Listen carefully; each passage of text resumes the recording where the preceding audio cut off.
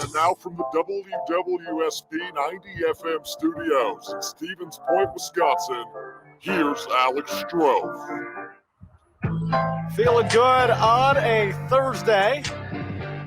Alongside executive producer Kyle Hoffenbecker, I'm Alex Strouf. This is the Alex Strouf Show right here on CreamCityCentral.com, Twitter, and Facebook. Thanks so much for kicking it with us on a Thursday.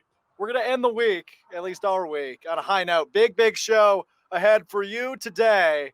Wow. It's been a day. It has been a day in the world of sports for sure. The NBA has voted 29-1, the owners did, and we'll get into that here in a little bit, to do a 22-team format when the season returns on July 31st. So we'll dive into that here in a little bit, but a big show. Ian Paul, the host of Small Ball here on Cream City Central, he'll join us at 3:30 to break it all down, how this affects the Bucks, what this does for the Bucks as we restart the NBA on July 31st. For the very first time in the Alex Strouf Show history, we will be doing Fight Night Live near the bottom of the hour, near the top of the hour, next hour rather, right about 3:50. We'll be joined by Alexander Cook of Appleton, Wisconsin, to discuss the top 5 quarterbacks heading into the 2020 NFL season. And in the 4 o'clock hour, we've got our headlines as we do each episode. We'll take a look at the NBA playoff field and how I think it's going to shake out. I'll make my predictions for the entire playoffs. We'll be joined by Dario Melendez of Fox Sports Wisconsin at 4:30 to discuss the MLB ownership side of things, which is way different than the NBA side of things. So we'll get his thoughts on both of those. Dario Melendez, the reporter and host for Fox Sports Wisconsin for both the Bucks and the Brewers.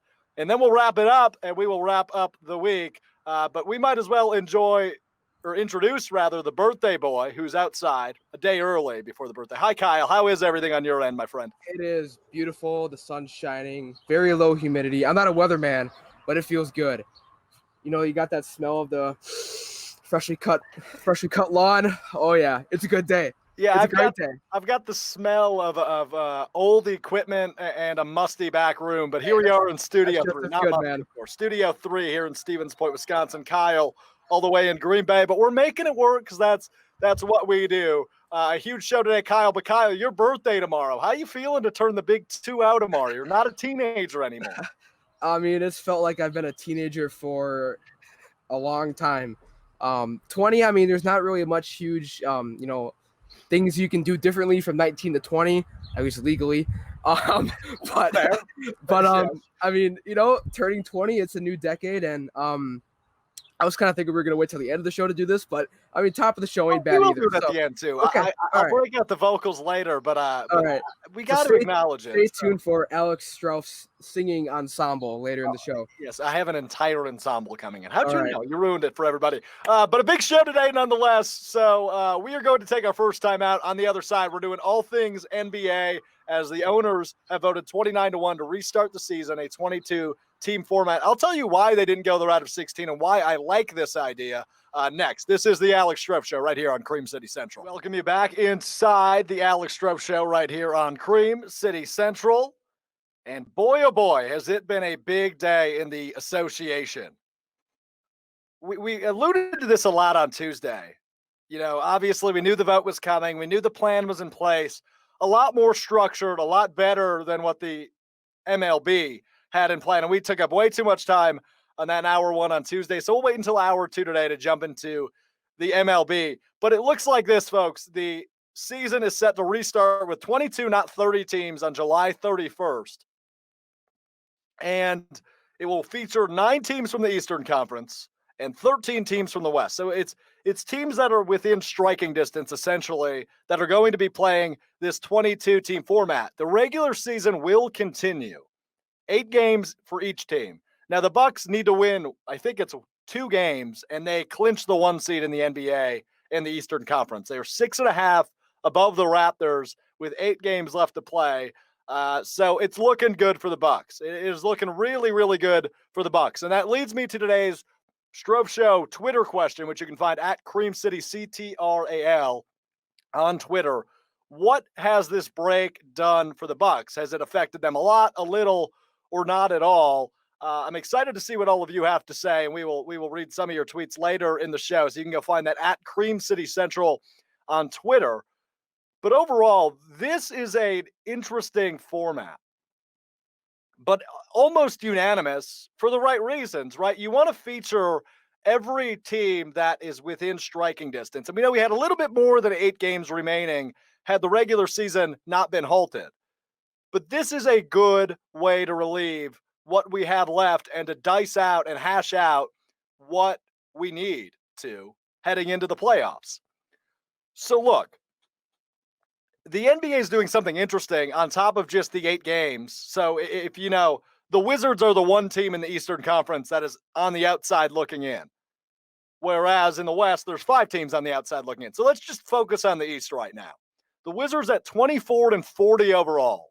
That's right. They are 16 games below 500. Are only a couple games back of the Orlando Magic, who are also under 500, 30-35 on the year.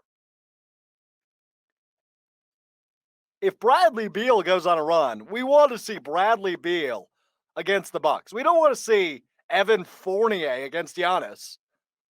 We don't want to see Nikola Vukovic against Giannis. We want to see Bradley Beal, and I don't think John Wall is going to make it back, but Bradley Beal go on a tear, as he has many times throughout this weird season. And that's good, right? You'd rather see Bradley Beal on a primetime game in the NBA playoffs than Evan Fournier. I can guarantee you that, because you know who Bradley Beal is. You know he went to Florida. You know these things about Bradley Beal. He can put up 50. Evan Fournier, tell me what you know about him. You don't know a whole lot about Evan Fournier in the Orlando Magic. Now, I don't think it's realistic, though. I don't think it's realistic with only 8 games remaining and the Wizards being, I believe it's 5.5 games back in the Magic, for them to climb up. However, there was a nice additive reported by Woj and other NBA reporters, Shams as well, about what the NBA has in mind with this shortened regular season, end of regular season. Listen to this fun little rule they added in place from Woj. The play-in tournament will include the number 8 and number 9 teams if the 9th seed finishes the regular season within 4 games of the 8th seed, sources told ESPN's Adrian Wojnarowski. Now, this makes it really, really interesting. Now, any basketball fan like myself and you watching, in the comments section, you can agree with me. We all know the Western Conference is full of bigger stars, is full of, I wouldn't say better teams, because I truthfully believe Milwaukee is the most well-rounded team in the NBA right now. So I'm not going to say they're full of better teams, better competition, but we've heard it for the last decade. LeBron's winning the East because the East is weak. The West is where it's at. So now LeBron went West. And now the West is, again, stacked, right? So there's 5 teams on the outside looking in for the Western Conference. The Blazers being the one that's really, really, really intriguing to me. The Portland Trail Blazers are 29-37. Just what, 3.5 games back of the Memphis Grizzlies. So at this point, they would be playing the Grizzlies in the play-in tournament. They're there. They're 3.5 games back. They're right there. And they're the one team. It wasn't James Dolan and the Knicks. It wasn't the sad Chicago Bulls. You know, it wasn't the Atlanta Hawks and Trae Young who were hoping for that last glimmer of hope. It was the Portland Trail Blazers who voted no, 29-1. And Portland was the one team that voted no, even though they're within striking distance. Now, there's no context to this, at least yet, why they voted no. Did they want the regular 16? Did they want 18? Did they want 30? Did they just want to do the play-in game right away? Not 8 versus 9. Let's go. Let's go playoffs. I don't know what the thought process was. I'm sure more context will come out, if not within the next hours, within the next day. But the Blazers are right there. But this leads me to my next point, especially looking at the Western Conference more than the East, because the East is pretty much solidified. I think the East, the 8 teams you're looking at are the 8 teams you're going to get in the Bucks, Raptors, Celtics, Heat, Pacers, Sixers, Nets, Magic. Maybe not in that order, but I think those are the teams you're going to get. So the Wizards, I mean, we could throw them to the side. No matter if Bradley Beal decides to go 55, 55, 55, 55, 55, 55, 55, 55 through the next 8 games, I just don't see it possible being, 6 games back or 5.5 games back, whatever I said at the top. So I think the East is pretty much set. But when we move over to the West, it makes things very interesting because the Pelicans and the Kings each are just a game behind the Blazers. So the Blazers might lose that 9th spot. I think the Blazers wanted an 18-team playoff with the 8 and 9 seed in each conference playing. They wanted the top 7, and then they get a chance, even though they're not there. The season was halted. Now it's shortened. They just want the playoffs to start, is my thought. That's at least my thought. Because then you get the Grizzlies, Blazers in a play-in. I don't know if it would be a series or a game. Probably just a game, I'd imagine. And the same with the Wizards and the Magic. Okay, I can understand your case there. But if I'm the Pelicans, just one game behind the Blazers, what the hell? Why don't we get a shot? We're right here too. Or if I'm the Kings, the up-and-coming Kings, if I'm De'Aaron Fox, what the hell? I want to be in there too. So it makes sense this went 29-1. But it's also intriguing to me that originally what came out, a week or two ago was we're just going to do 16 teams. We're just going to do playoffs, but we're going to do it no conference. It would still make it 8 teams from each conference. We'll just seed them based on record. Okay, now that turned some heads, and people still want their chance. Now the NBA, being the let's just say the capitalistic organization they are, or company, they want money. I mean, that's what sport leagues are made for. And obviously they lost a ton of it in the last 3 months.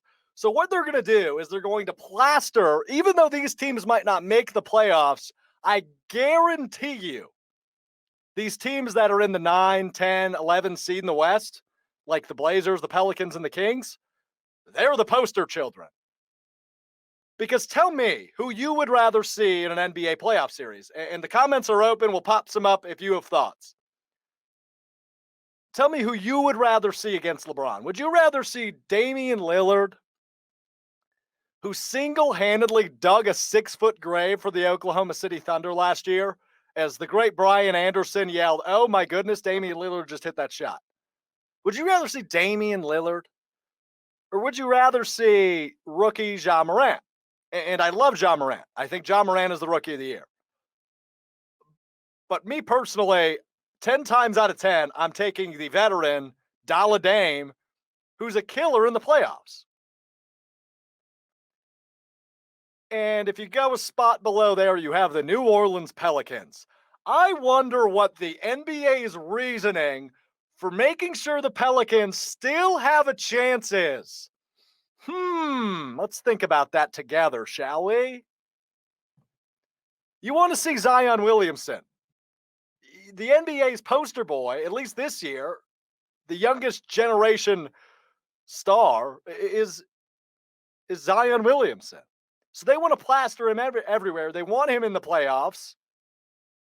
This made the most sense.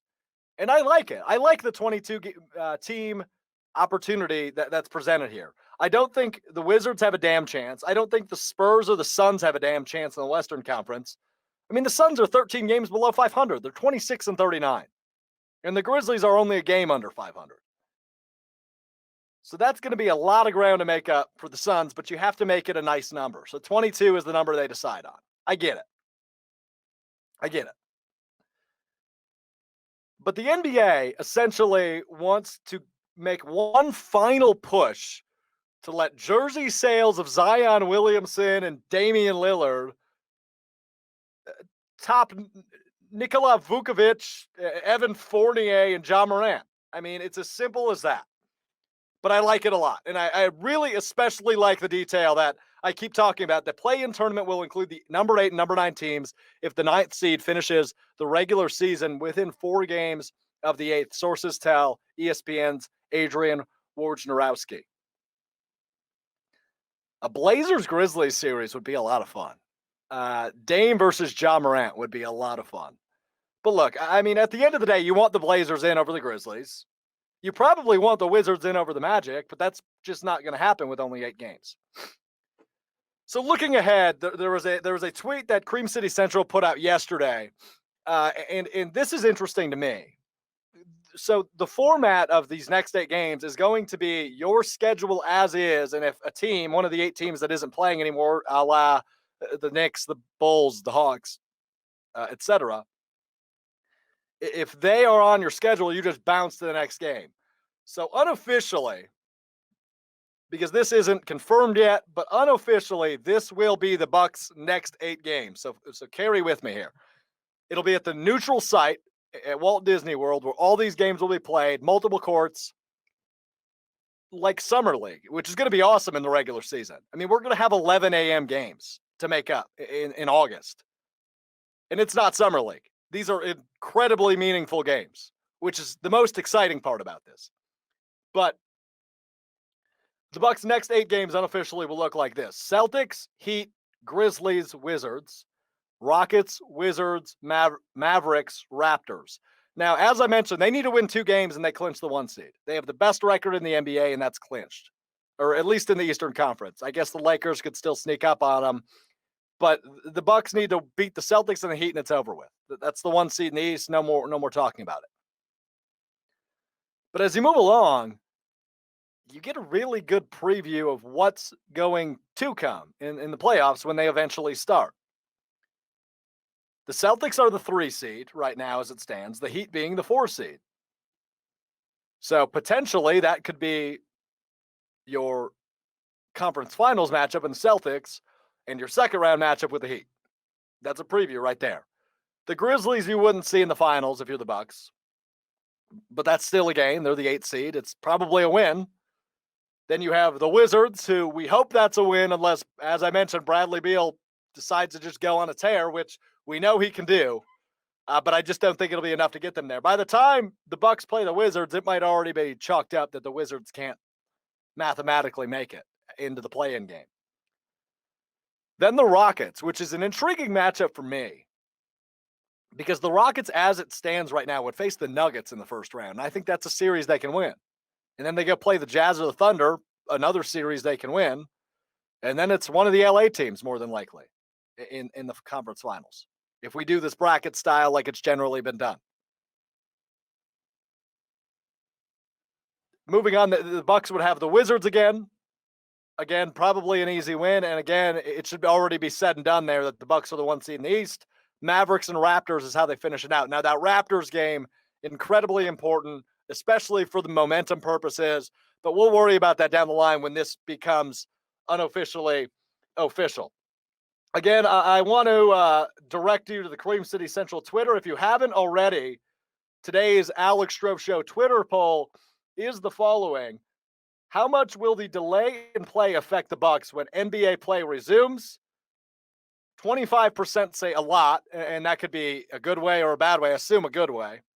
A little is 49%, leading heavily, and not at all at 26%. So most of you think it will help them a little, and I mean that'll probably be a little in a positive aspect. Joey Bonadonna says, I think everyone across the NBA competing will be sluggish. This won't be the basketball we're used to seeing. I think that's a really good point, Joey. I think if you don't get enough time to practice, which we hope they do, and we'll talk to both Ian Paul and Dario Melendez about this later, a lot of the Bucks are still in Milwaukee. I think Eric Bledsoe is the only one that's not, and that's because he is a freaking zoo in Texas or something. That's a real story. I'm not joking about that. He has a bunch of exotic animals. Like Eric Bledsoe is kind of like Joe Exotic in a weird way. I'm not even kidding. That is a real story. If you haven't seen that, look it up. I believe in the power of Google. Now, it depends. I mean, I assume they'll be able to get into the practice facilities long before they go to Florida, and if not, they'll be able to practice in Florida. We imagine professional athletes probably keep in shape, but yeah, it'll be sluggish. Obviously, the chemistry will be down quite a bit, in my opinion. I think chemistry would have to be down quite a bit across the board in the association. It has to be. Trent Tetzloff says, a healthy and refreshed Giannis heading into the postseason. Need I say more? No, you do not, Trent. That's all we need you to say. Because Giannis, number one, he's got the dad power, right? He just had his child, Liam. And we know what that does. We saw, who was it? Raptors. Fred VanVleet. He had a kid in the Eastern Conference Finals last year, and he went bananas. And Giannis is taking that into his second MVP run. And now he's rested, well rested. This only looks good for the Bucks moving forward. We'll jump into that more with Ian Paul and more later in the 4 o'clock hour. But overall, look, the Zion factor is too much for me. We know this was constructed after the 16-team playoff was posed. It was quickly shot down, and then they retracted and said, "No, yeah, you're right. Let's do 22. Let's do 22." And then you got Zion, and then you got Damian Lillard, and then you got Bradley Beal for a while. You get a good look at the up-and-coming Kings. You got Greg Popovich for a couple games. And why not throw Devin Booker and DeAndre Ayton in there? Yeah, that's not going to hurt the ratings. Too bad, is it? When you see John Morant and Zion Williamson going at it in the regular season, in a very meaningful regular season game. This is beautiful all the way around. The Eastern Conference, as I keep mentioning, isn't as affected by this as much as the Western Conference, because there was 5 teams still with the opportunity to get in. And while it's not looking very promising for the Suns or the Spurs, and maybe even the Kings, the Blazers and the Pelicans still have a chance. And I know the Pelicans and the Kings have the same record, but I'm higher on the Pelicans than I am the Kings yet. But the Blazers are within 4 games. They could have that 9th seed and have that play-in game. But on the Eastern Conference side of things, this doesn't affect really as much the teams on the outside looking in. This affects the middle of the lineup with 8 games remaining. So it's top heavy, obviously. The Bucks at 53-12, far and away the best record in the East and far and away the best record in the NBA. The Raptors are second at 46-18. They have a 3-game lead over the Celtics, who are 43-21. Now 4, 5, and 6 is where it gets very interesting. The Heat are 41-24, and they hold a 2-game lead over each the Pacers and the Sixers with 8 games to play. So quickly we could see the Sixers jump from 6 to 4 and have, in regular time, home court advantage. Obviously, that doesn't exist in this scenario. But they'd be the higher seed, a better matchup, a more favorable matchup. It shakes it up with 8 games remaining. And as well, if you look at the 5 and 6 seed, the Thunder and the Rockets are both 40-24 in the Western Conference. And they're both within 4 games of the 2 seed. So this is going to shake a lot of things up. The field we're looking at right now is not how it's going to look mid-August. When these 8 games are done and played and the playoffs are beginning, or the play-in games are beginning, this isn't how it's going to look at all. But this is really, really, really interesting stuff to me. You get Zion, you get Dame, everybody's happy. The NBA's happy. The NBA's very happy. We're going to do NBA a lot today. A lot of NBA talk to be had. We'll have Ian Paul join us next. In the second hour, we're going to run through what I think the playoffs are going to look like when they finally come around. But one last note before we have to get to a break. The draft lottery and the draft are now set. The dates for those are set. The draft lottery now scheduled for August 25th, with the Warriors, the only team that was eliminated prior to today, with the highest odds to receive that number 1 pick, which is what a fall from grace. This team goes from having maybe the best dynasty we've seen since the 90s Bulls to now having the number 1 pick in the draft a year after being in the finals. They go from representing the Western Conference in the finals to having likely, and it doesn't always work out that way. We thought the Knicks were going to get it last year, the number 1 pick in the draft. Very, very interesting fall from grace. Ian Paul's next. This is the Alex Strouf Show on Cream City Central. We welcome you back into the Alex Strouf Show right here on Cream City Central's Twitter and Facebook pages, to be archived on YouTube later. If you haven't caught all of it, you can catch it after the show. I want to jump to an Adrian Wojnarowski tweet before we get to Ian Paul, the host of Small Ball here on Cream City Central. So Woj says this sources Blazers are eager to resume season, but chose to vote no because franchise believe there were more competitive and innovative formats on table, including those that address 2020 NBA draft lottery odds based on regular season game results in Orlando. The lone dissenting vote in the 29-1 Board of Governors called today on the NBA's 22-team plan to resume season reflected the franchise's feedback from its players too, sources say. So interesting stuff on Portland, but we're going to stick with Milwaukee. Now we will welcome in the host of Small Ball, the Bucks podcast here on creamcitycentral.com, Mr. Ian Paul with the lovely locks. Ian, how are you, my friend? I am doing great, Alex. Thank you for having me on the show today. Of course, man, anytime. So let's just jump right into it. Return plan, 29-1 vote. Your thoughts? Well, it's interesting. You read that tweet about the Blazers. Whenever I see one team going against everybody else in the NBA, I automatically assume it's the Knicks. I did too. So it's got to be the Knicks, right? So that was interesting to see from Portland there. But from the Bucks perspective, to be honest, I think there's a lot to like here. I think this is maybe the best case scenario for them as they prepare, given everything that's going on for this end of the season and into the playoffs. Yeah, you mentioned that, the 6.5 game lead on the Raptors or 5.5 game lead, whatever it is, very close. They need to win a couple games and they clinched that 1 seed. So with an 8-game regular season remaining, what's the game plan? If you're Coach Bud, do you really just try to win those 2 games, clinch it, and then call it a day, get back to the practice? Well, I think most teams, and I think Coach Bud will be there as well, treating this like the start of a season, right? They're going to be going into training camp. They're going to be doing everything they would just as if this was the start to a regular season. So I went back and I looked at the Bucks' first 8 or 9 games of this season to see, how did they start the year? And they went 6-3 to start. They start off 2-2, kind of a feeling out period there for them. But after those 9 games, do you recall what the Bucks did on that next stretch? Oh boy, how many in a row did they win? 18 in a row. 18 in a row. Seeing what Coach Bud was able to do to get ready for this season, if he can replicate that as the Bucks get ready here, I think as a Bucks fan that you got to love that. If the Bucks can hit their stride after those 8 games and go on a tear like they did at the beginning of this season, good things are to come. So you're looking at it, you pretty much answered my question, but I'm going to double down. We were just talking about how this affects chemistry, not only with the Bucks, but across the NBA. What's your thoughts on what this break period has kind of done? Yeah, it's going to affect it tremendously. I think across the board, all teams are going to see it. Teams that like the Bucks that rely heavily on ball movement, I think maybe they're going to be a little more susceptible because it's been a while since these guys have, been on the court. You mentioned, players are kind of all over the country. A lot of them are in Milwaukee, but they're not, they've been able to get into the gym, but only a couple at a time and not working out together. So I think the Bucks obviously are in a tremendous situation where they got to win 2 games.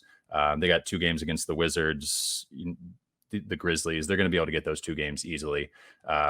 But I do think it's great that they get to see the Raptors, the Celtics, the Heat, 3 teams that there's a really good chance they have to go through in the playoffs. So not only can they treat it as a warm-up, but they can also see these teams that they got to prepare for. Joined by Ian Paul, who is the host of Small Ball here on Cream City Central. You can find him on Twitter at Ian Paul Bucks. Ian, looking across the Eastern Conference, the Raptors just behind the Bucks, obviously a Canadian team, so their players especially all over the place. Do you still see them as the biggest threat to the Bucks' success?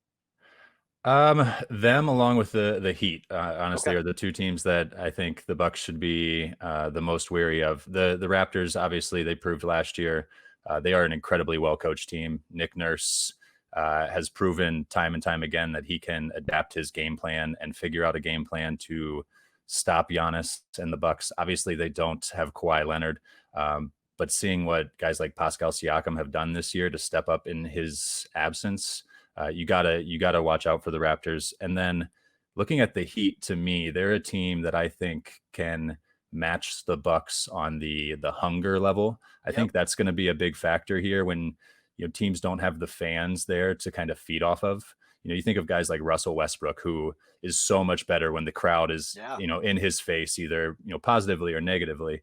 I think guys who can dig deep inside themselves are going to, be the ones that come out on top here. I think the Heat got some of those guys, Bam Adebayo, but I think Giannis is probably maybe the best at that in the league when it comes to internal intrinsic motivation. This is a topic that keeps popping up across sports media because we have so little to talk about. But I want to get your thoughts because you're probably just as pissed off as me about it. LeBron James is not the most valuable player in the league this year, right? No matter what he does in these next 8 games, he's not the MVP. Yeah, it's ridiculous. It's because he's in Los Angeles. It's because he's 38 years old or whatever. I get it. He's having a tremendous season. And he is, right. But on every metric you look at, it's Giannis, hands down. He is likely going to be the defensive player of the year. When you look at his defensive metrics, when he's on the court, guys are shooting like 51% at the rim, which is insane. And then, you factor in what he's done offensively and, all the advanced metrics, love him. It's got to be Giannis. I think at the end of the day, it will be Giannis. Obviously, the media wants to create some stuff that we need to talk about, but at the end of the day, it's got to be Giannis for his second in a row. Good. I'm glad you're not insane like guys like Colin Cowherd who are just unbelievable. I know they like to rev people up and they succeeded with me, but geez, I mean, how do you even look anywhere else but Giannis? So Ian, back to the Eastern Conference. I look at this 8 and 9 seed thing and it's very compelling and interesting to me. I don't think it's going to work out in the East. I don't think the Wizards will quite get there. The West, that's a different story. How do you think about the 8-9 thing? Is this something they can implement moving forward if it works out nicely? Yeah, it's interesting. So I think I like the idea of the play in, giving the 9 a chance to kind of knock the 8 off. I think I was listening to, I think it was Kevin Pelton from ESPN had a really good idea where if the 9th seed is 4 games back, then they got to beat the 8th seed 4 times in a row. If it's 3 games back, then it's 3 in a row to kind of scale it a little bit. But honestly, like you said, I'm not too worried about the Wizards. I don't think they'll knock off either the Magic or the Nets. To me, the 8-9, the Magic and the Nets are a half a game separated right now. And then you got the whole thing with the Nets of this Kyrie, Durant, they're injured. They could come back, but probably not. So there's that whole dynamic. I'm not too afraid of Kyrie Irving based on what the Bucks did to him in the Celtics in the playoffs previously. But you got to be somewhat scared of Kevin Durant. He's not going to be 100%, but he's one of the best basketball players of all time. So how can you? He's still Kevin Durant. Yeah, exactly. Exactly. Joined by Ian Paul, host of Small Ball here on Cream City Central at Ian Paul Bucks. Ian, couple more for you before we let you go. I know you had to vote in our Twitter poll, which is how this affects the Bucks. Where'd you go and why? So I went not at all. And that's compared to how it affects other teams, right? Obviously, this is affecting every team a little bit, but I think when you look at other teams, it is impacting other teams more than it is impacting the Bucks. And a lot of that has to do with, their spot in the standings. They got that 6.5 game lead on the 2 seed Raptors. So they have so much more flexibility in these 8 games. Because of that, they can take some steps so that it doesn't have as big of an impact on them moving forward. And the draft set for October 15th now, which is smack dab in the middle of football season, right at the end of the NBA season. Do you have your 2 TVs set up? Because this is going to be awesome. So this fall is going to be, and this had to happen, right? All sports went away and we've all been, craving sports, and they're all going to come back at the same time. And there's going to be so much sports to watch all at once. And it's going to be amazing. And you talk about the draft, but I keep thinking about how this is going to impact free agency. And obviously Giannis, was set to be able to sign a Supermax next month. Obviously that's being pushed back.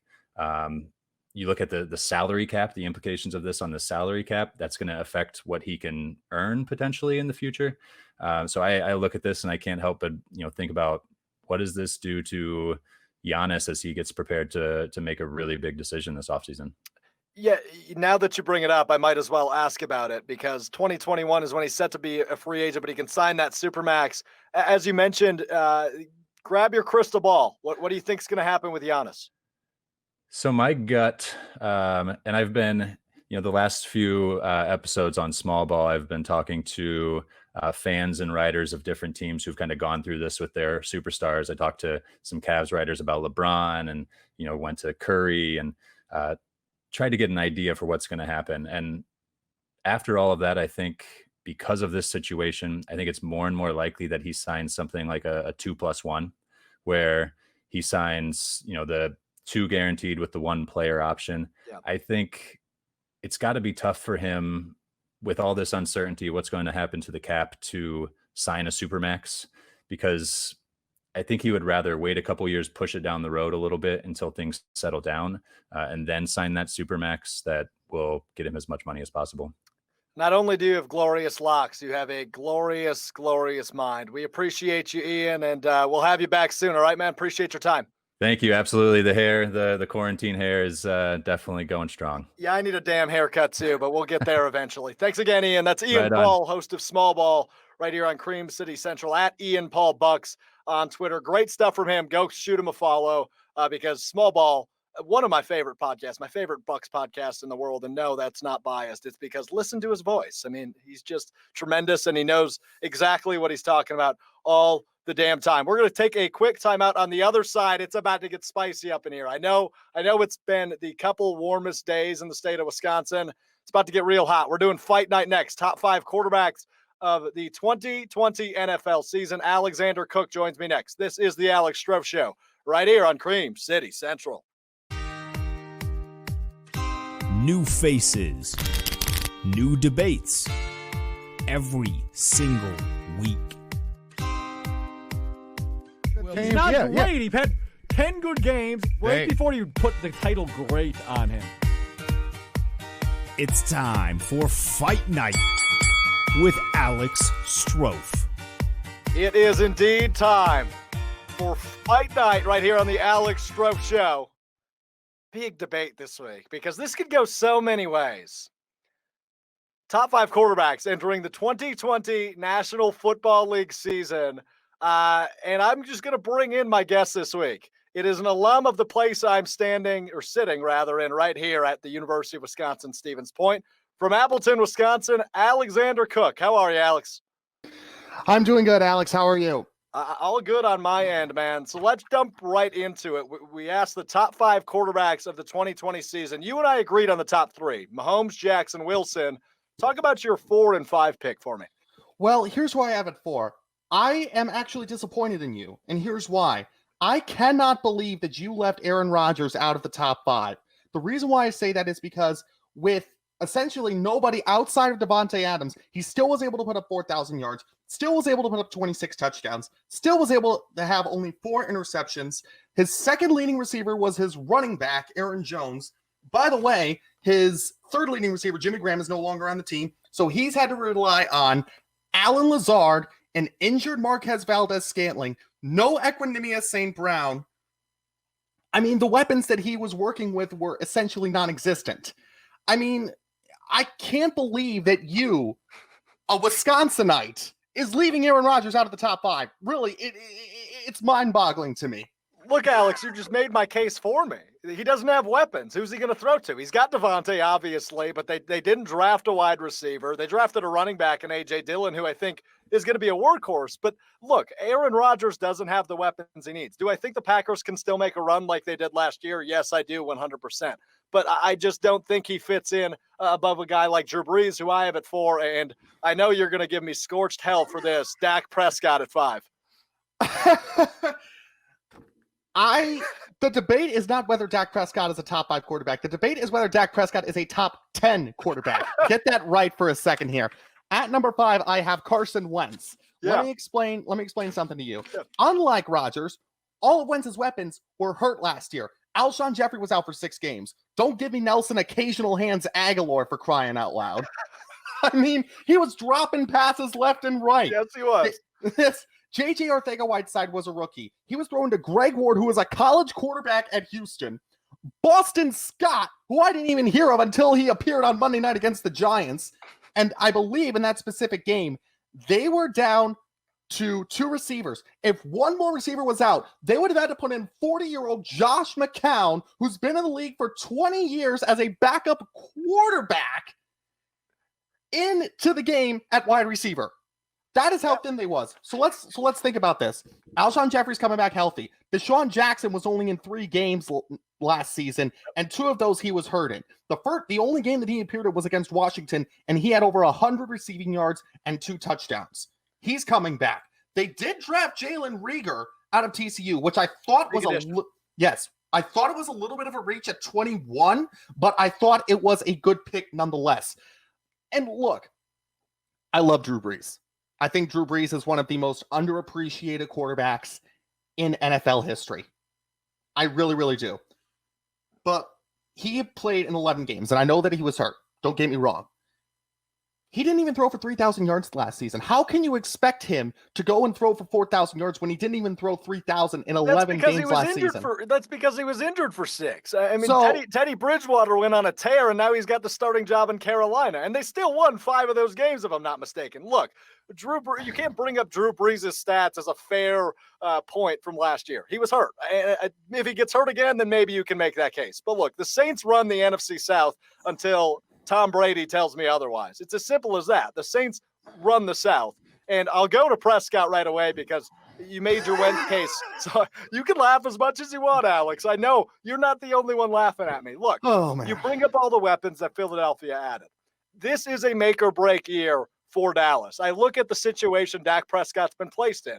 It's a contract year, number one, because he won't accept his unbelievably amount of money contract, which whatever, go get your chicken, as Marshawn. I agree with that. Yeah.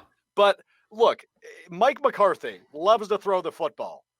And now he has the additive, which he never had in Green Bay, of having the best running back in football also to his disposal. So he gets a quarterback who's got a chip on his shoulder, something to prove. He's got the best running back in football. Great offensive line, as Dallas consistently has had for the last 10, 15 years. They have Amari Cooper, and don't let yourself forget the addition of CeeDee Lamb. CeeDee Lamb is going to be great for Dak Prescott, takes attention away from Ezekiel Elliott and Amari Cooper and the elusive Dak Prescott. Dak Prescott was second in the league for passing yards last year. This is something you're forgetting, and you keep throwing stats at me. Well, look who was first. Look who was first. It was Jameis Winston who put new meaning to the term 30 for 30.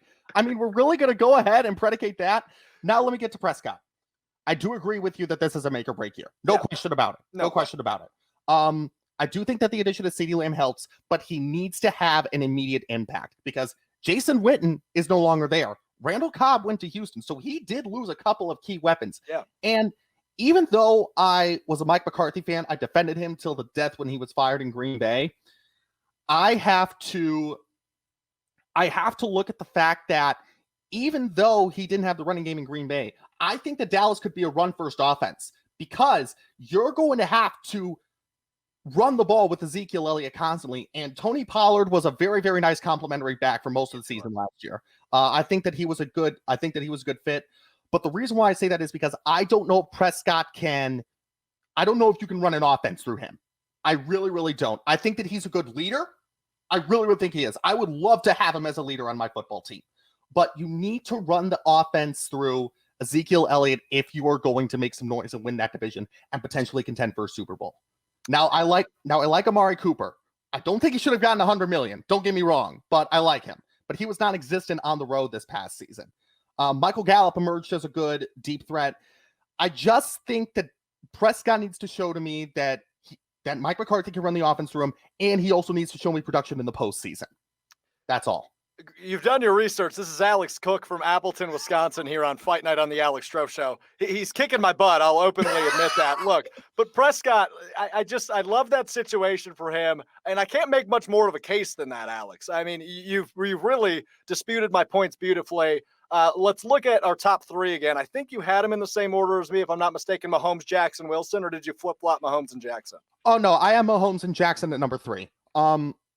I do have Mahomes at number 1 simply because he's the reigning Super Bowl MVP. He's the up-and-coming franchise quarterback, and he's about to break the bank. Yep. Lamar Jackson I have at number 2 simply because of the fact that he continues to be a dual threat. If he can keep that consistency up, I think that he could be better than Mahomes in the next couple of years. Not as a dual threat, not as a pure passer of the football. And I love that you have Russell Wilson at number 3. Wilson, to me, is the most underappreciated quarterback in the NFL. He's never even gotten an MVP vote. And last year, he had over 4,100 yards passing and it had only 5 interceptions. And he was essentially working with scraps at the tight end spot. Now they're getting Greg Olsen, which I think is a great fit. They're getting Will Dissly back, who was productive for them at the beginning of the season before he tore his Achilles. And you still have DK Metcalf and Tyler Lockett on the outside. I could potentially see Seattle as a Super Bowl contender this upcoming season. Now, I think when Russell Wilson's on the field, they're always a Super Bowl contender. I agree. No, continue with your point. My bad. As I was going to say, the thing that needs to get Seattle, and we're saying this because the Legion of Boom is no longer there, they need to improve defensively. They need to get better, especially with coverage, because they got torched on the corners all year last year. Yeah, exactly. So I want to jump into, before we have to let you go, Alex, I want to jump into a few quarterbacks we left off the list. So okay. Deshaun Watson was the big one that I keep hearing. I left him off my list. You left him off yours. Was there reasoning why you have Wentz over Watson? I think it was primarily because that DeAndre Hopkins is no longer in Houston. I think that's a great point. Yeah. Now, they did pick up Brandon Cooks, who is talented but has had concussion issues. Randall Cobb is like Aaron Rodgers had on the back 9 of his career. Will Fuller has been hurt. Kenny Stills was hurt. I just don't know if the weapons are the same as they were last year for Deshaun Watson. I still think Houston will get into the playoffs. I still think they can make some noise. I just don't know if Watson can do it with this track crew, this quote-unquote track crew that he has. Yeah, you see, I don't know how much I trust Bill O'Brien. Now that Phillip Rivers is in Indianapolis, I don't know if they run that division anymore. I think the AFC South is going to look very interesting next year. And I think I agree with that. Another one, which maybe, I don't even know if he'd be in my top 10, but Jimmy G in the 49ers, they're coming off a Super Bowl run. I would never put him in my top 5, even though I put him up there. Don't put anything past me, I guess. Jimmy G and the 49ers. Do we think Seattle's running that division? Because I don't think San Francisco's in the playoffs, and if they are, they're a 7 seed. I don't know if Seattle will specifically run the division, but the thing with San Francisco that you have to pay attention to, it's not about Jimmy Garoppolo. You dance with what brought you there. That's why I say when they were in the Super Bowl, they should have run the ball a lot more. Raheem Mostert just ran wild over Green Bay in the NFC Championship game. You're getting Tevin Coleman back. Now, I know that Matt Breida, they traded him away to, I think it was Miami, if I remember correctly. But remember what they did? They got stronger at their weapons that they're already, at the place that they're already strong at. I think they drafted a defensive tackle in the first round this past draft, if I recall, because they let DeForest Buckner go to the Colts. Yep. So they're still right there. I still see them as a legitimate contender. It's really, really hard for me to put Jimmy Garoppolo. Jimmy Garoppolo, I want to say this. I'm not saying he can't play. He can play. He has proven that he can be a starting quarterback in this league. I don't know if he's the franchise guy that can take you to the promised land.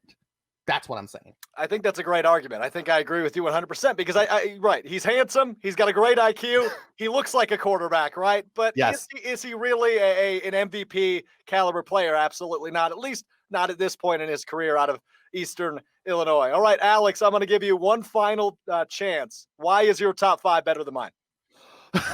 Well, it's simply because of the fact that you need to take a look at, I know that pure talent can only get you so far, but if you take a look at Rodgers and Wentz, I still think Rodgers is more talented than Prescott. I still think he's more talented than Breeze. I still think he's more talented than Wentz. Carson Wentz to me is the more pure quarterback than Dak Prescott, which is why I think that Wentz will have a better year than Prescott.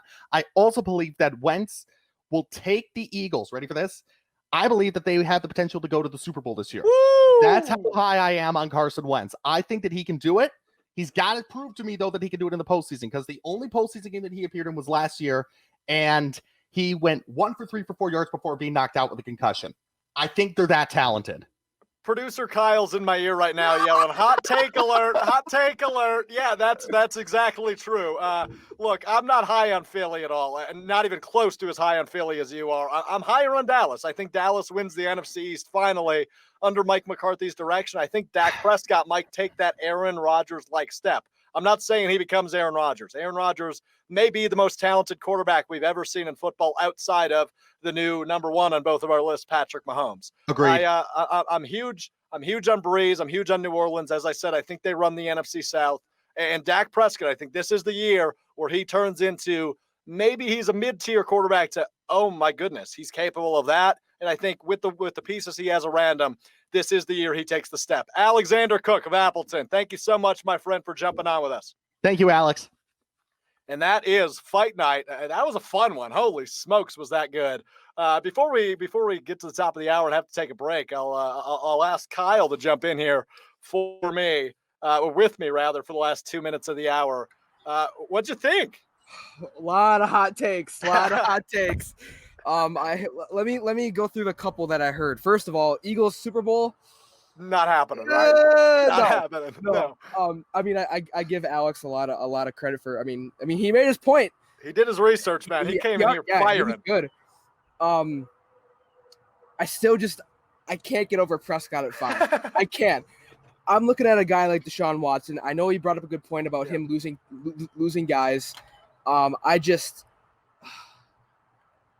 You both made such great points. I don't know who I should go with. I mean, I don't know. I think I have to lean with Alex Cook on this one, because I just think he did his research. I mean, not to say you did it, because I know you did. You're a very educated guy on this, but well, thanks, appreciate that. I can't handle Prescott at 5. Sorry. Yeah, I understand. Most can't. That's a hot take alert right there, man. I think Prescott takes a huge jump, and I don't know why everybody just okay, whatever, to the fact that he threw over 4,000 yards last. Didn't make the playoffs, was second in the league. I know he made the Jameis point. I understand. Jameis was throwing the football more than anybody in the league. So, of course, Aaron Rodgers, talent-wise, he should probably be on this list, sure. I don't love that the Packers didn't help him. Wide receiver-wise, excuse me. Could he be number 1 in this list next year? Could Rodgers be the MVP? Absolutely he could. I just don't see the league playing out this way. Yeah. This is how I see it happening. I think Mahomes and Kansas City are favorites again. I think Lamar Jackson continues I think they win it again. I think they go back-to-back and win it again. Okay, another hot take and Fight Night right there. There you go. Top of the hour. There you go. We're going to take another break. Headlines on the other side, 4 p.m. headlines. This is the Alex Strouf Show on Cream City Central.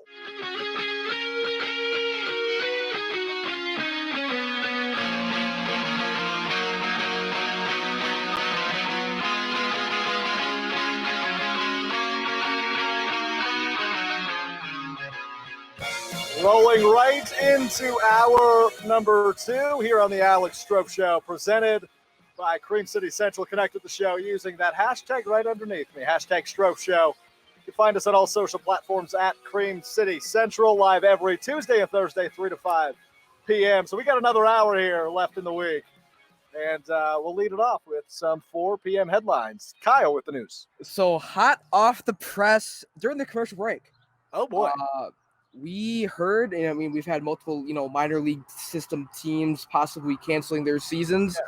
This is not the minor league baseball, but G League has been canceled according to Shams. So that's significant for many reasons.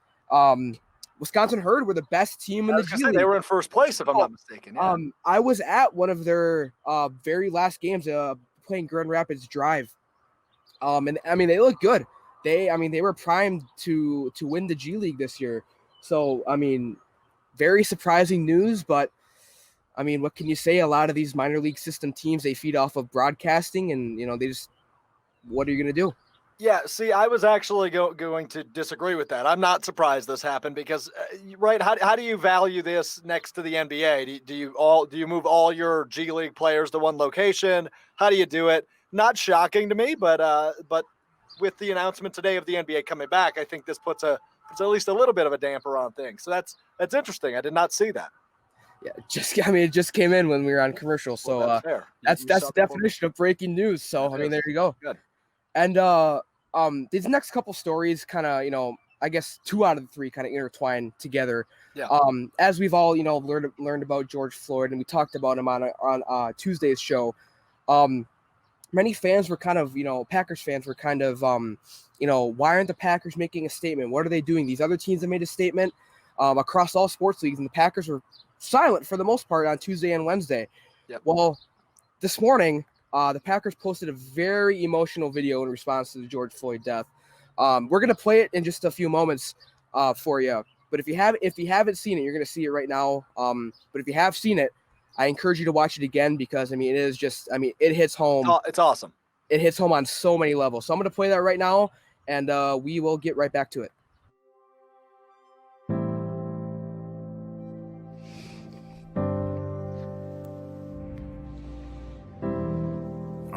embarrassed. I'm embarrassed as a human. Tired. Frustrated. Heartbroken. Disappointed. Distraught. Disgusted. Disgusted.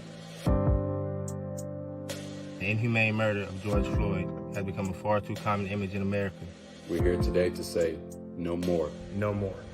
Enough. Enough. Enough. Enough is enough. People who look like me should not be afraid around law enforcement. I'm a human, just like all of you. My blood is red and my heart pumps that blood. I'm a human too. I believe the issue to be systemic. And because it's systemic, we all can play a part in fixing this. We need structural reform, not only from the community, but from law enforcement in a collaborative way. Antiquated laws and legislation needs to be amended or repealed, especially those that are prejudicially biased to people of color. Racism is taught and learned. It's not something you're born with. Let's do a better job of educating our youth and the younger people behind us. We come up with real solutions to make significant change. The right actions speak a lot louder than the right words. We stand united against racism, against police brutality. We stand against a broken system, against oppression, against injustice. Injustice. We stand against injustice. We ask that you commit to listening with an open heart. It's time we all educate ourselves and put action to words. It's time for a change. For change. It is time for change. It is time for change. It's time for change. It is time for change.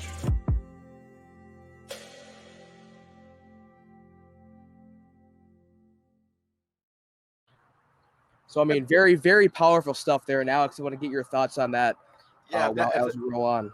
Yeah, if that doesn't give you goosebumps, I don't know what the hell will. My favorite part in that, I mean, all of it's phenomenally done and just, I mean, beautifully said by every member of the Packers there.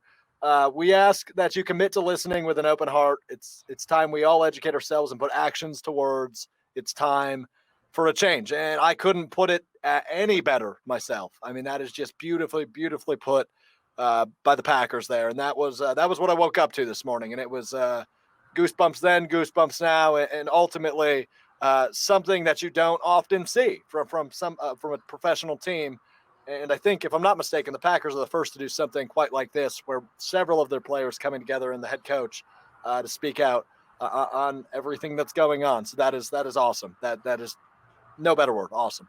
So in response to that as well, so not only did they post this video, the Packers organization as a whole and CEO President Mark Murphy are committing $250,000 each, so $500,000 total to Wisconsin social justice groups. So not only do they make this video that is kind of, hasn't been done yet, they also, I don't know if any other, I'm sure there's been donations. I know Dak Prescott is donating $1 million. Yeah. So I mean, the Packers are, I mean, as a organization as a whole, are committed to, this, social injustice that we're seeing right now. And I mean, it's a great move.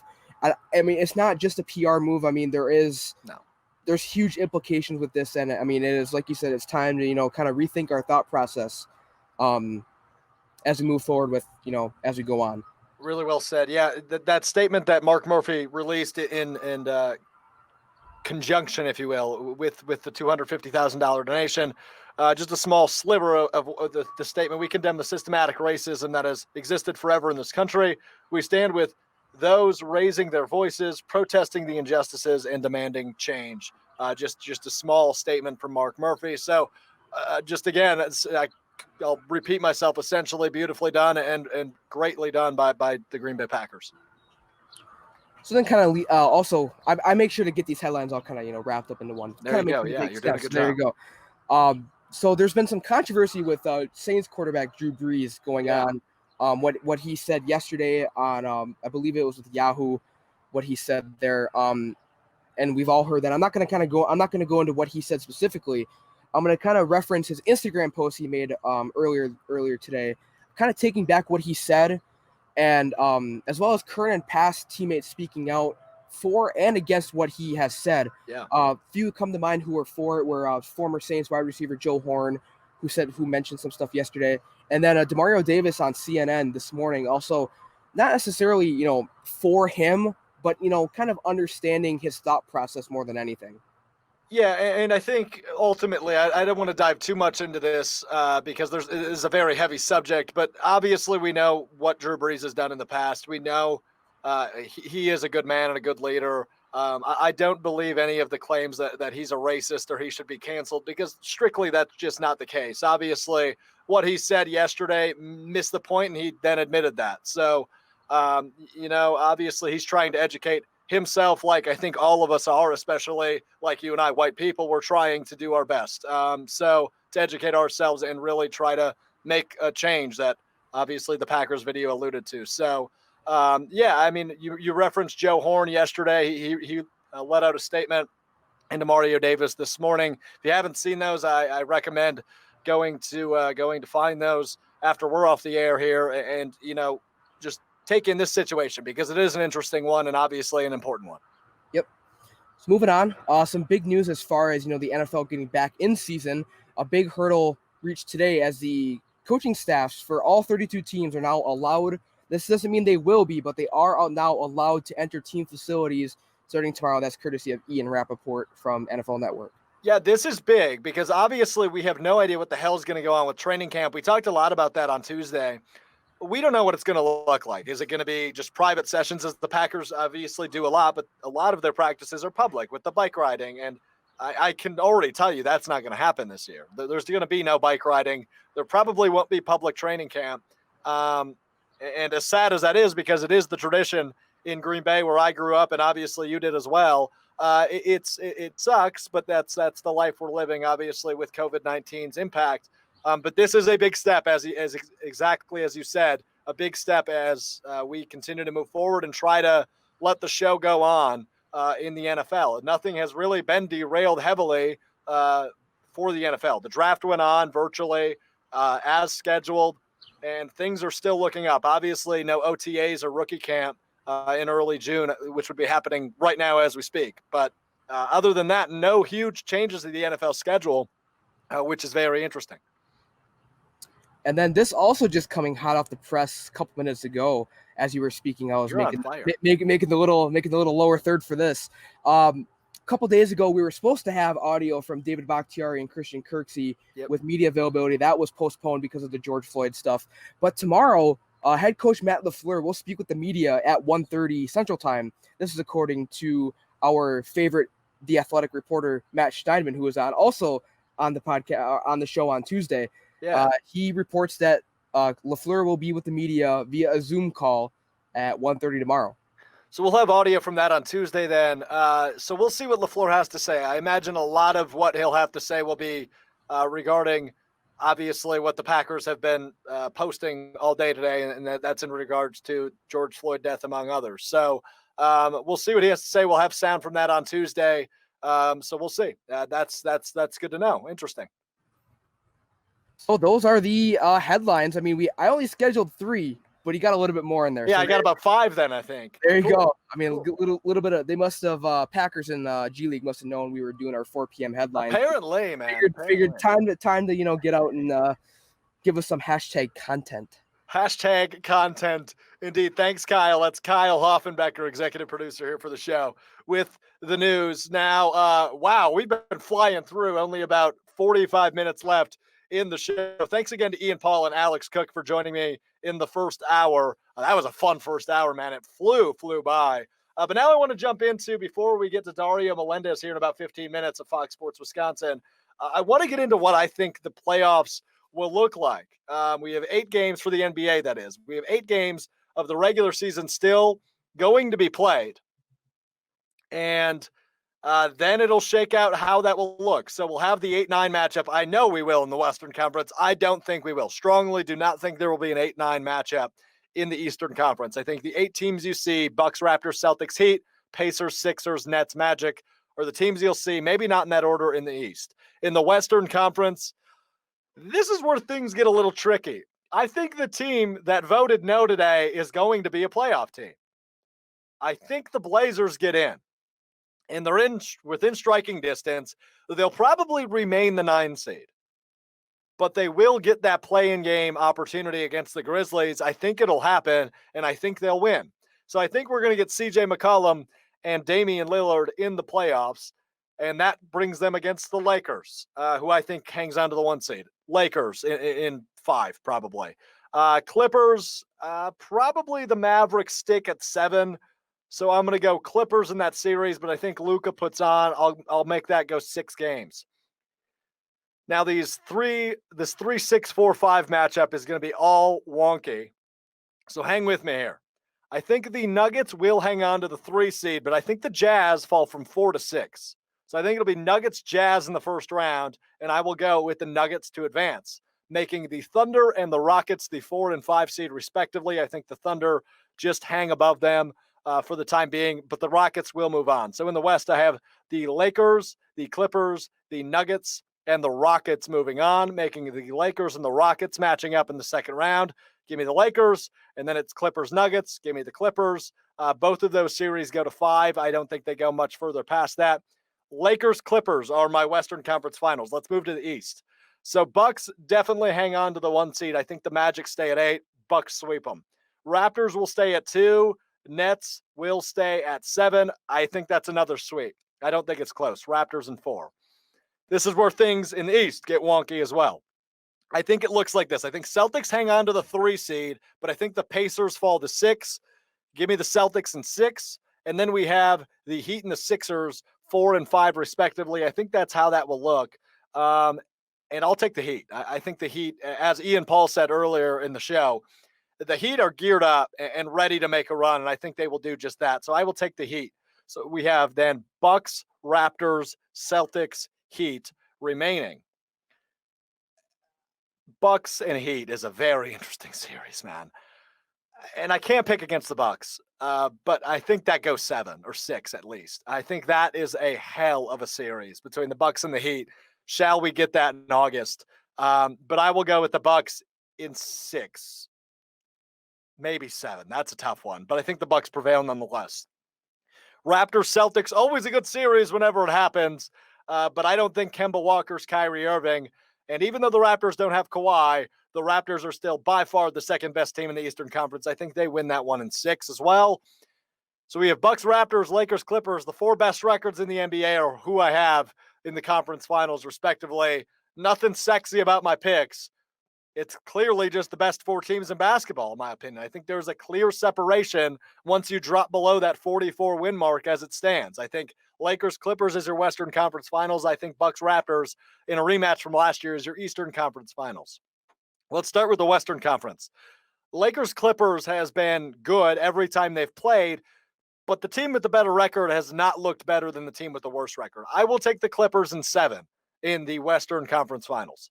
I think the Clippers are far and away just better set for a long run than the Lakers. While I think LeBron James is having an incredible season, and he will be the runner-up for most valuable player, and they will have the best record in the Western Conference. I don't think LeBron carries the Lakers to the finals. This is not the year. I don't know if he ever will, but this isn't the year that he does it. I think Paul George and Kawhi figure it out with the help of Doc Rivers, and they make the finals. Bucks, Raptors, man. It's a tough series.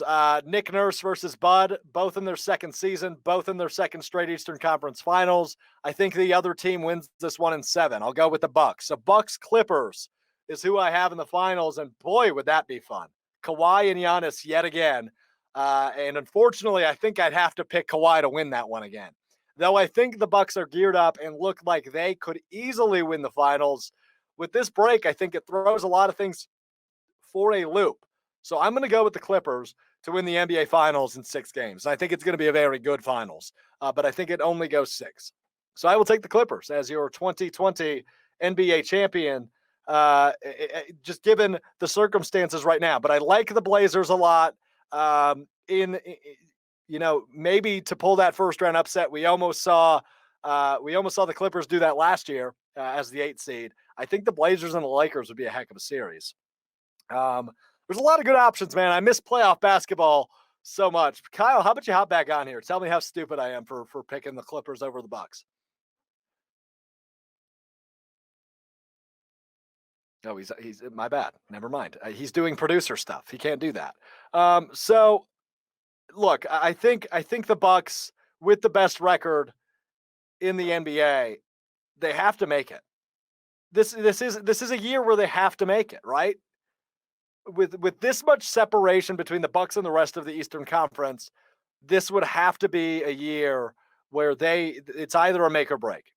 And though I don't view it that way, because I know Giannis will likely re-sign, as Ian Paul said, probably sign a big deal. That 2-1 is an interesting theory that he has. I think the Bucks have to make the finals. That Western Conference is wide open. But the Clippers and the Lakers, that could go either way, but I just slightly favor the Clippers. So, okay, I have the Clippers losing to the Bucks in 6. Or excuse me, I have that backwards. The Bucks losing to the Clippers in 6 in the NBA Finals. Your thoughts? I don't think the Clippers are the team to make it out of the West. Who do you think it is? The Lakers? I think it's the Lakers coming out of the West. I mean, for as great of a player as Kawhi is, and he's, I mean, top 5 at minimum in the NBA. Top 5. He's got to be top 3 right now, especially with Durant sidelined. Yeah. There's just something about playoff LeBron. Even though he's 3-6 in the finals, all right, there's something about LeBron carrying a team, and he doesn't even have to carry a team. Okay, hear me out. He's got Anthony Davis. He's got, I mean, Rajon Rondo. He's got some great talent. I mean, not necessarily top guys, except for Anthony Davis. He's got great guys surrounding him. Yeah. Compared to, you look at his 07 Cavs team where his best player was Zydrunas Ilgauskas. Way back in the day. He had a great afro, didn't he? That was him, right? He had the afro. Yeah. And you're looking at some of his teams that LeBron has carried to the NBA Finals. Granted, this is, LeBron was a little bit younger, is a little bit more in his prime. LeBron's still doing it at 35, however old he is now. 36, I think, yeah. 36. So I got the Lakers in 7 over the Clippers in the Western Conference Finals. So it's good. So it's a great series. It goes back and forth. Every home team wins. So there you go.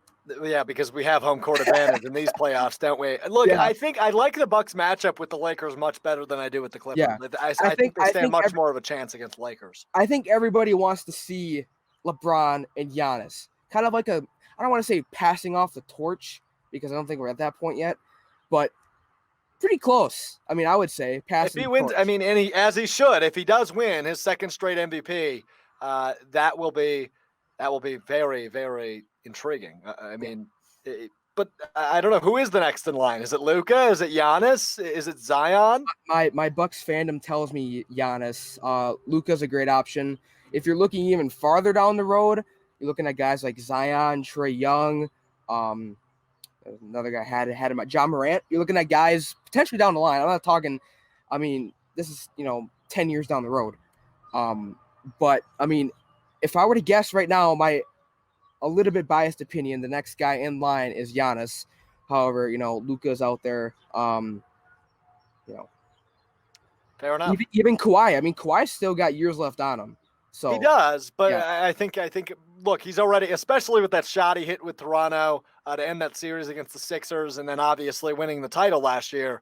He is the face of the league next to LeBron right now. I mean, there's no doubt. Even though there's nothing, compelling or glamorous about Kawhi. You got to include Curry in that as well. I mean, we know that Curry's been injured this season. And Durant too. Curry and Durant are huge parts of the NBA. Yeah. So. Absolutely. And then in my finals, I know I didn't predict my finals yet. You better have the Bucks.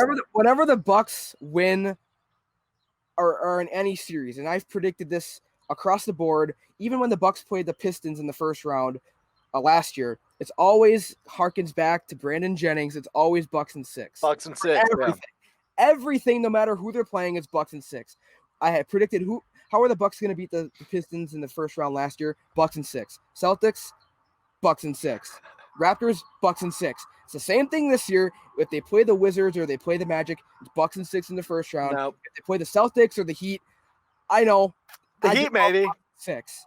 Not but the Celtics. The Bucks are going to beat the Los Angeles Lakers in 6. Okay. You're right in Bucks and 6 all the way to the Larry O'Brien Trophy, are you? There you go. And the legend of Brandon Jennings lives on in Larry O'Brien history. I love it. I love that a lot. I want to bring this up because I put this in and I know we got to, get kind of going here because we have Dario Melendez coming up, who's a fantastic, I've interviewed him before. I put this in our chat when you were talking about the Bucks earlier with Ian Paul, who was another great interview. Giannis doesn't win Finals MVP. Excuse me? The magic of Brooke Lopez playing at Disney with the magic of Mickey Mouse on his side. Brooke Lopez is your Finals MVP. Splash Mountain is in his homeland. Hey, with if Daffy you're in Duck, trouble, I want you to blink twice. with Daffy Duck, with Mickey Mouse, with all the Disney Pixar characters, Minnie Mouse. Who put acid in your water, dude? Robin and Brooke Lopez go off in this finals, and Brooke Lopez averages 30 points a game, 5 threes a night. Take yourself off the screen. Robin sips the tea. Brooke Lopez is your And beats finals up MVP. mascots. Unbelievable. I hate that. I will say though, for those who don't know me well, I'm a huge Brooke Lopez stan. I have been for the longest time. I don't blame you. I don't really think he's gonna win the MVP of the finals, but a man can dream. A man can dream. All right, we got to jump to commercial. Dario Melendez on the other side. This is the Alex Strouf Show right here on Cream City Central. We welcome you back into the Alex Strouf Show right here on CreamCityCentral.com and Twitter and Facebook. And now we head to the phone line. We bring in the host and reporter at Fox Sports Wisconsin, a host at 97.3 The Game in Milwaukee, and the always entertaining Dario Melendez. Dario, my friend, thanks so much for hopping on with us. I like that. I might have to put that on the shirt. The always entertaining. I like that. I like that too, because you are always entertaining. Man, look, Dario, the last few months, I've really missed seeing yours and Craig Cochon's face on TV every night. How the heck have you been? What's it been like the last couple months? Going a little stir crazy. Look, we're all trying to just stay safe. I think we've done a phenomenal job of saving as many lives as possible during this pandemic. I'm beyond ready to get back to sports. I've built a fire pit. I built a tree house. I have built, I think, 5 or 6 Lego sets. I don't know if I can do anything else, because if I build something else or buy another Lego set, I might get kicked out of the house. So I am ready for baseball and basketball to start up ASAP. Okay, but now you've really got me tipped off. How big is the treehouse? It's a pretty good sized treehouse. It's 6x4. Oh my goodness! I posted pictures of it on Twitter. It's like 8 feet high. I'm not that guy. I'm not a tools guy. I don't cut my own lawn. I'm not going to set my people back to cut my own lawn. And then one day, my son just said he wanted a treehouse. My wife and I were like, okay, we'll try it out. We put the platform in, we put posts in, and then it turned into a heck of a project. It was a lot of fun, and it came out awesome. I'm so used to seeing you in a suit and tie. You getting down and dirty and building a 6x4 treehouse is quite the visual. That's something I wouldn't put past you, but I'm impressed. Well done. Yeah, I'm still surprised we did it. It came out awesome. It's sturdy as hell, which I thought would be the first thing. I figured as soon as we got in there with my lack of tool experience, it would fall down, but it's been great and the kids love it. So that's the plus. That is the plus. That's exactly what we're shooting for. Well, we're done talking about tree houses. Let's jump into sports at least a little bit. Obviously, reporter for the Brewers, host for the Brewers. You do a lot with the Brewers. Let's talk about baseball. What the hell's going on, Dario? What are the owners doing? Your guess is as best as mine. This is negotiations. Usually they are very quiet. They don't happen in public, and this is what happens when negotiations happen in public. You hear both sides offers. They're always off on each side. The more smart people you talk to, the more you hear this is going to happen. We still don't know the length. Obviously, the 50 games with the full probate would be, I guess, best of both worlds, because that's what the players want. They want that full probate. If you go to 82 games, it's only going to be about 40% of the salary after the probate. So the players are totally into that. But I think both sides realize with baseball, with basketball back, with hockey back, with NASCAR and MLS and all the overseas soccer, baseball can't be the one that trips over its own feet. I mean, you're not going to have a 98 where Sosa and McGuire bail you out after the 94 strike. Right. Both players want to play. Both sides want to play. They'll get it done. David Stearns was pretty adamant about that as well. It's just whether it's going to be a 50-game season or a 70 to 80-game season. See, that was actually my next question because we talked a lot about this on Tuesday, whether or not we thought there would be a season. It was actually our Twitter poll on Tuesday, and it was right up the middle: 51% yes, 49% no. And I wrote down, we heard from David Stearns yesterday, very adamant, as you said. So clearly, you agree. You do think there will be baseball in 2020. Oh yeah, look, the both sides are too smart, and they realize. You look at the landscape of the country. Obviously, you have all the civil unrest. You have 42 million people unemployed. So you have this global pandemic we've been going through. I don't think the fan bases, especially the casual fan, which is what a lot of these owners make their money off of, I don't think the casual fan would be okay with millionaires turning down millions of dollars and billionaires being too scared to lose a couple $1 million. It's not a good look. It's not a good look. Plus, I mean, the more I think about it, a 50-game season would be so much fun.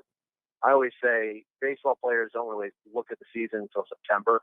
I mean, June is okay, May is okay, April is okay. Your whole goal is to be within 3 games of the All-Star break, be within contention when September hits, and then September is when the season starts. But if you have a 50-game season, every game matters. I mean, that could be so exciting. A bad start to the season, you go 1-4 the first 5 games, you might be done. That's crazy to think.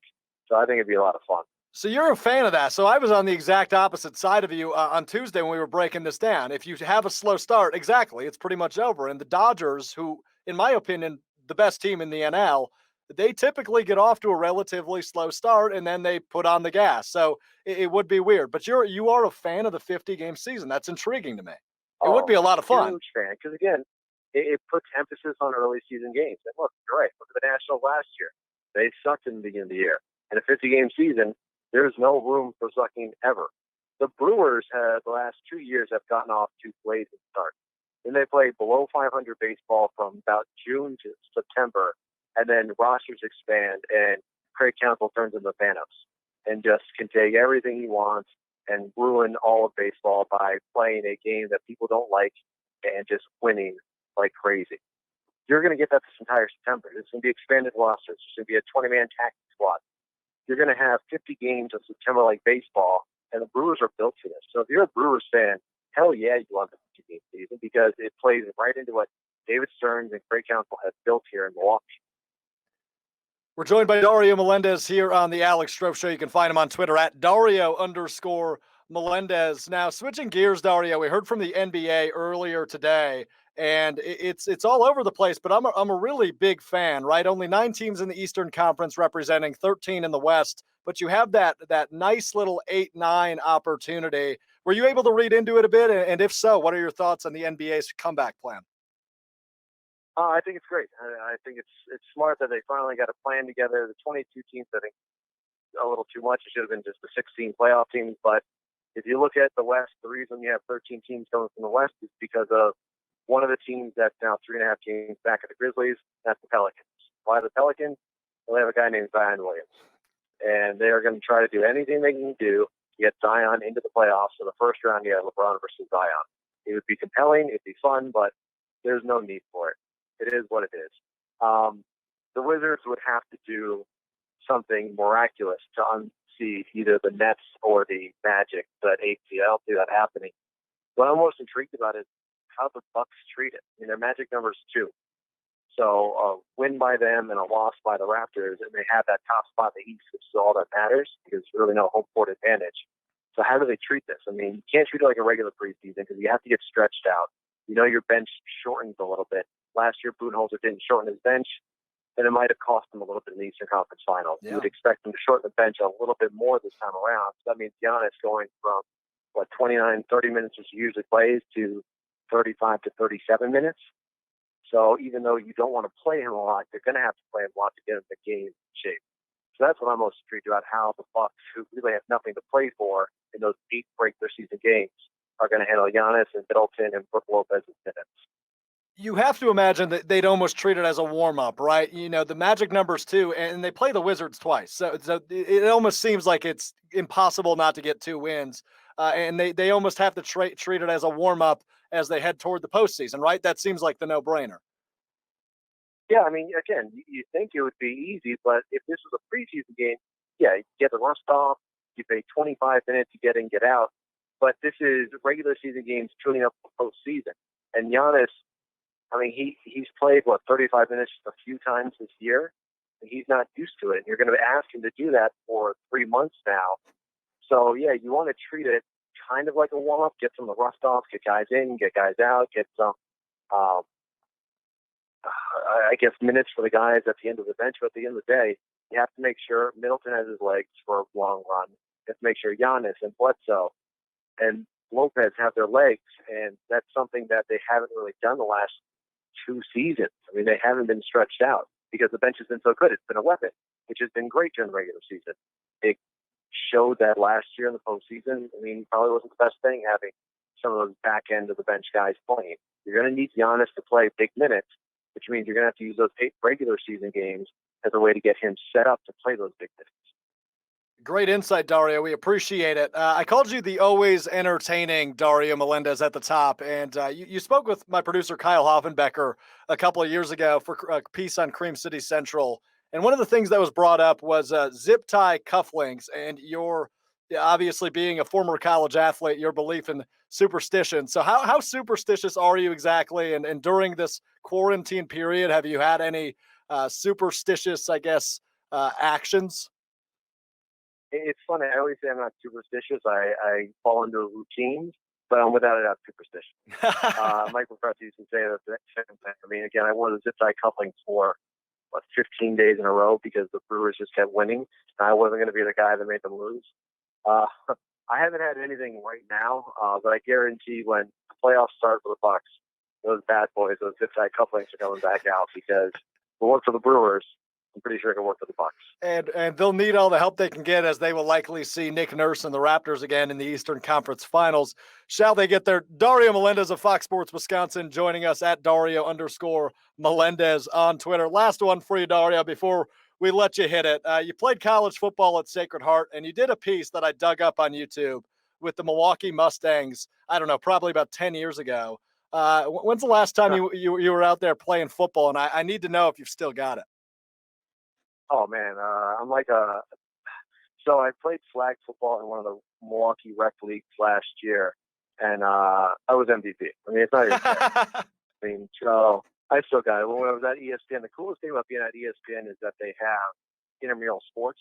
So there's pickup basketball at their outdoor and indoor gyms. There's softball, and they have flag football league.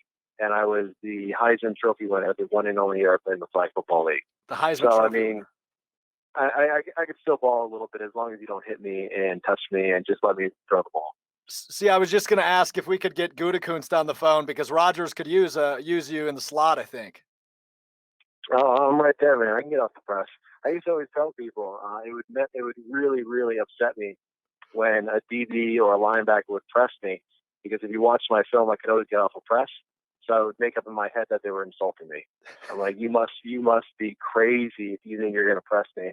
I feel the same way now, which just goes to show you that I'm a doofus. Like this is rec adult flag football league. And I still take it way too serious. And that is why you are the always entertaining Dario Melendez. Get it on a damn T-shirt, Dario. We appreciate your time, man. Exactly. Thanks so much for stopping by. Thanks, guys. That's Dario Melendez of Fox Sports Wisconsin here on the Alex Strouf Show. Man, he's hilarious. That was good stuff from Dario. We are going to jump to one final break, and we will come back, wrap up the week before we hit the weekend.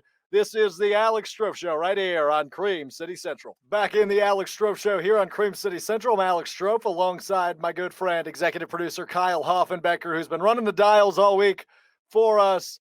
Kyle, what a first week of the Alex Strouf Show here on Cream City Central. It was a fun one. You're muted again, man. You're ending the week the same way you started it. I still can't hear you. All right, whatever. I was just saying, as I was muted, we're having a couple of technological errors throughout the show, so there you go. Yeah, I mean, with Travis Diener on Tuesday, great interview. Matt Steinman, another great interview. And then today we had Ian Paul. I'm going to say great interview again because all 4 interviews we've had this week were fantastic. Yeah. And on top of that, I will say the Fight Night segment we had surprised me that we had today. It was surprisingly it might have been my favorite part of the week. I'm just saying. I'm telling you, we brought it over for a reason, Kyle. That's always fun. People always bring it. They just want to tell me how wrong I am.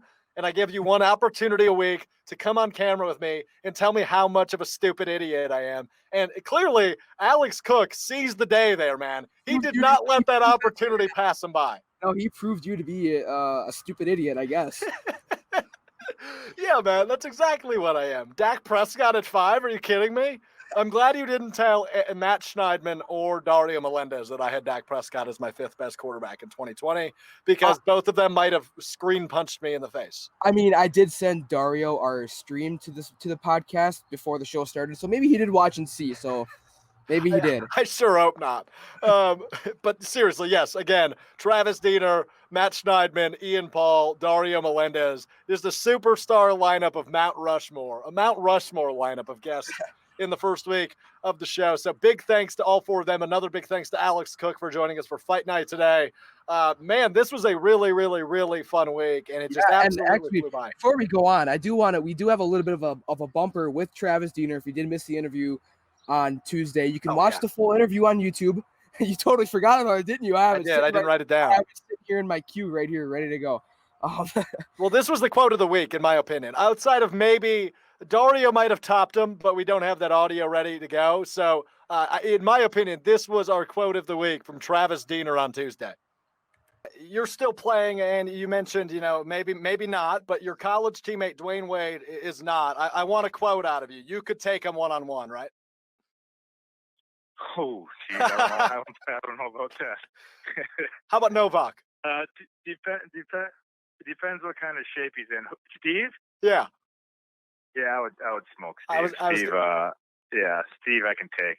Okay, but Dwayne, maybe not. We need a few more years of retirement. I got to see what kind of shape he's in. I know Steve hasn't. I talk and see Steve quite a bit, and Steve probably hasn't, picked up a basketball too many times since he retired, and he's always had kind of bad feet. So I would like my matchup there. Now, Dwayne's probably still in pretty good shape, and obviously he's one of the best players ever to pick up a basketball. So that would be a tough one for me. Yeah, I mean, good stuff there. I mean, that was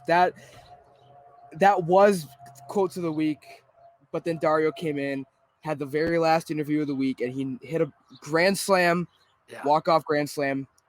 Yes, it was he did. Fantastic. Dario, I call them the always entertaining, and I've never spoken to Dario before this moment, but I've watched plenty of Dario on TV, and he is always entertaining. And like I said, I still have that video with the Milwaukee Mustangs, who were part of the Arena Football League back in like 2009, 2010, I think, when he was with WISN 12 out of Milwaukee. And he suited up and was running routes with them. It's a great video. If you haven't seen it, just look up Dario Melendez on YouTube. One of the first things that will pop up. But final thoughts, I want to jump into the NBA return plan real quick just to hit some of the key dates. So July 31st is when we will return to action, Walt Disney World. And I believe games start that day, playoffs starting, 2 weeks later. 8 games for each team that's remaining. There will potentially be a play-in tournament between the number 8 and number 9 seeds. Personally, I don't think it'll happen in the East. It didn't sound like Dario does either. It doesn't sound like Ian does either. I don't think you do either, Kyle. But on the Western side of things, we could have, he mentioned the Zion factor that I talked a lot about in the first hour. And the number 8 and 9 seed in the West could be really, really an entertaining race with only 8 games remaining. So when basketball returns, man, it is going to be a lot of fun. The draft lottery, which the Warriors have the best odds to win. What the hell, dude? They were in the finals last year. I don't get that fall from grace. Obviously, injuries playing a huge role. But the draft lottery scheduled now for August 25th. And the draft scheduled for October 15th. Now, Kyle, this would be, 2 days after Game 7 of the finals? Or 3 days? It's going to be one just crazy week in sports. You have the end of the NBA. You have NFL is in full swing, we hope. MLB season is still in, and I would think that the NHL is right around the corner. I mean, we look at I like to look at the bright side of a lot of things. You look at the situation we're in right now, we don't have sports on. I mean, we're watching games from the 80s and 90s. You're watching Michael Jordan's The Last Dance. You're watching Tiger King. You're watching God knows what. You have to think about the light at the end of the tunnel here. September, October, November, you're going to need to buy like 5 TVs to watch everything. You're going to have 5 TVs. You have to stream on your phone. You're going to have to stream on your computer. You're going to have to get a tablet. It's just going to be insane. Yeah, and I can't wait. And who was it? Greg Williams, I believe it was, chimed in the Cream City Central work chat that it's multiple TV season because Thursday, October 15th, NBA draft, and I don't remember the teams he mentioned on Thursday Night Football that week, but it's going to be multiple TV season just in a couple months. So we're almost there, Kyle. We're almost breaking through. And the first thing I said on Tuesday was, how the hell do you launch a sports talk show when there's no sports going on? Well, look who came through for us this week. The NBA, the NHL, the NFL, and what did the MLB do for us, Kyle, this week? They didn't do jack. They didn't do jack. They didn't do jack for us, but Dario Melendez is hopeful as we move forward. So that was our week. One thing I do want to point out before, as I guess we are wrapping up, we're looking past last week. I want to look forward to next week. We have, I don't want to put Travis Diener or Matt Schneidman or Ian Paul or Dario Melendez to shame because they were fantastic guests. Oh, but Tuesday, man, we're Tuesday we got a confirmed guest. We've been working on it for a while. We were hoping he was going to come this week. It's okay. Things didn't work out. That's the way of the business. We have drum roll. I don't know. We don't have a drum roll. I can do it. Go ahead. Go for it. There you go. The Alex Strouf drum roll. We have everybody's favorite Bucks play-by-play announcer, Jim Paschke's coming to the show Tuesday. Jim Paschke will go through the wrath with me. He is Bucks play-by-play on TV for the last, I believe, 34 years. So if you're older than me, you've been listening to Jim Paschke your entire life, and I obviously have been as a Bucks fan on Fox Sports Wisconsin. So really excited to bring on Jim Paschke on Tuesday at 3:30. He will be in the first hour on Tuesday. We're going to chop up all things NBA return and Bucks because, man, oh man, Jim Paschke, I miss his voice so very much. And so excited to get him on the show. And one more thing. I had it earlier at the top of the 4. Had a little bit of breaking news. We got a little bit more breaking news now. Not super significant, but it does involve the MLB. Okay. This is coming from Evan Grant, who is a Rangers writer for the Texas Rangers writer for the Dallas Morning News.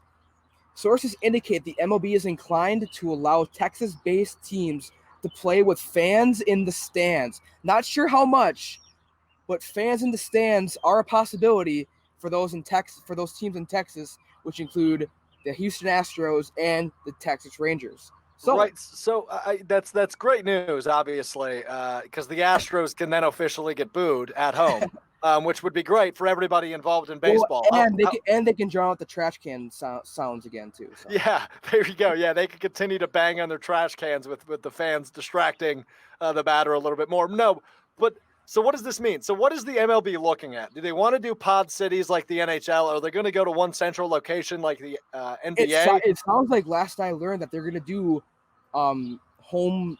Everybody's going to play at their home stadium like normal. The Brewers would play the entire NL Central and the AL Central, and that's it. You play your NL Central, you play your NL division, and you play your respective AL division. Cleveland and Chicago White Sox. Yep. Okay, that makes sense. I like that. So, Detroit. But it does give, obviously, if that were the case, the Brewers wouldn't play the Rangers or the Astros because those are in the AL West.